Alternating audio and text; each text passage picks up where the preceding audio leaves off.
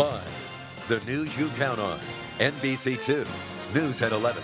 You hear about stories like this all the time, but you don't realize how close to home they can be. A Cape Coral family says two men were trying to kidnap their 4-year-old daughter outside a Walmart. The men followed the girl and her dad to their car outside the store on Del Prado before making their move.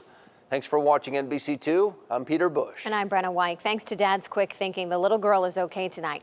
NBC2's Gage Goulding is talking with the family about what these men were up to.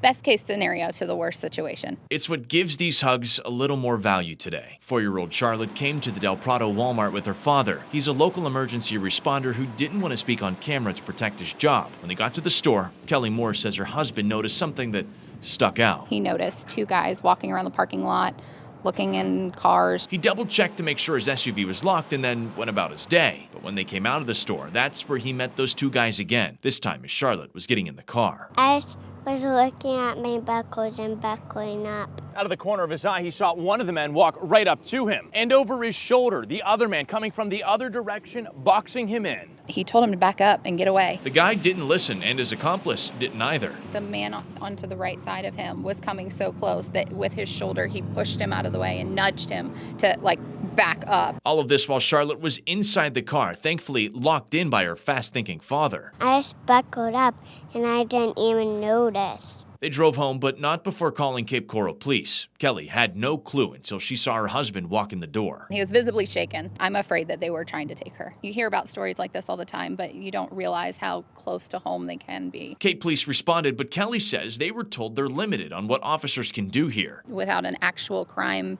there's nothing more that could be done. What she can do is share her story to everyone that's willing to listen, embedding their now new way of going out. Watch out, keep an eye out, be aware of your surroundings, pay attention. Plus, have that conversation with your kiddo. Stranger danger is real. We don't talk to strangers, right?